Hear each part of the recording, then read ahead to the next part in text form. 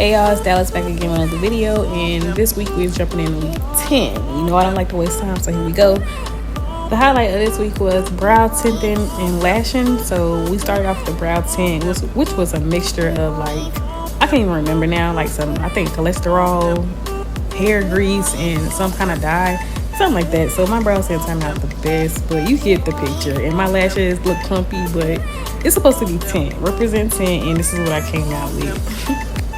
And here go a little bit more in depth of how I put the tint on, or how you're supposed to mimic putting the tint on. I tried to do it as accurate as possible, but like I said, with the materials we used, it just wasn't the best. And I had it all on her lids, her nose, my hand, the table, it was everywhere. So other than that, I did get the concept. So hopefully when I hit the floor, it'll be a little bit better.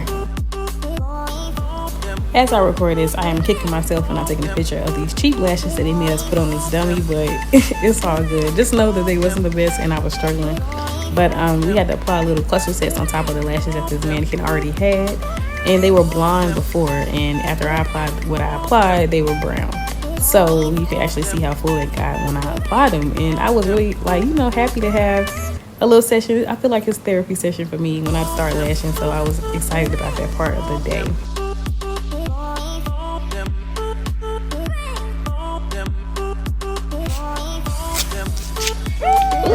Guess we found the wax. So we found the wax week 11, and man, I'm trying to tell you, my teacher should never gave us no wax, because when I say we waxing anything that could be waxed, things that didn't even need to be waxed repeatedly, like we was really going in with the wax. It was so pretty. It was just nice to work with, and it was just something different. So we was really having a field day with that.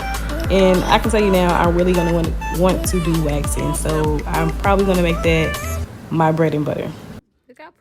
We finally made it to the floor, y'all. Week 12, we made it to the floor. We were so excited, so we started to put all our knowledge from upstairs to work on the floor.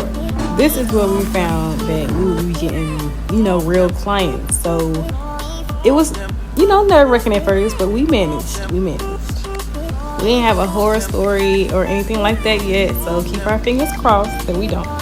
Okay, so I started my week off real hot after that. So I got booked for a 60-minute facial.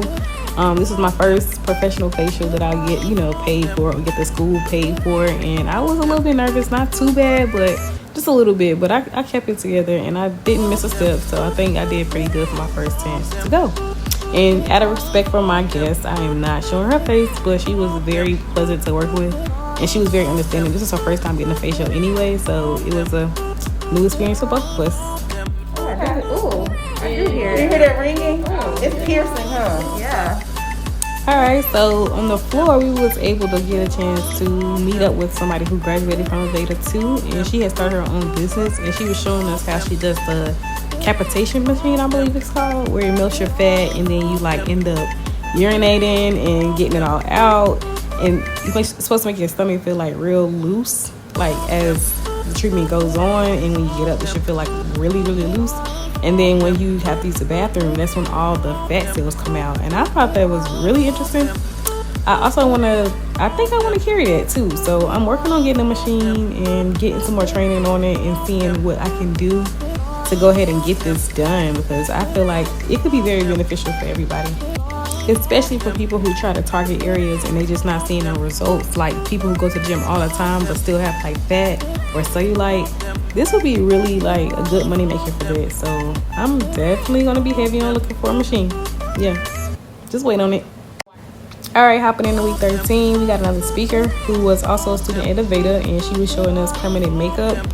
Some of my classmates started to, practice the lips and stuff like that, but you know how I am about makeup. I am not interested, so I just recorded. So she was teaching us about that, but she says her main source of income is lashes, and she does like lash, lessons, and she has her own studio and stuff like that, and she had just opened a storefront.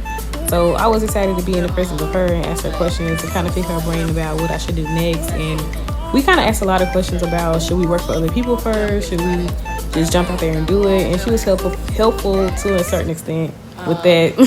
But some people, close lip about stuff, so it's to be expected. But for the most part, she did answer all our questions that we had pressing. I really appreciate Aveda for looking out, letting us see different things that's really not on our curriculum. I appreciate that. Okay, y'all, so that's all that I have accomplished for like the last 3 weeks. I'll be back in the next week or two to update y'all and tell y'all where we are in the program. We're about to graduate soon, which is in February. I'm so excited. So the journey was short but long. You'll understand that when you go through the program. The journey was short but long. You'll understand, trust me.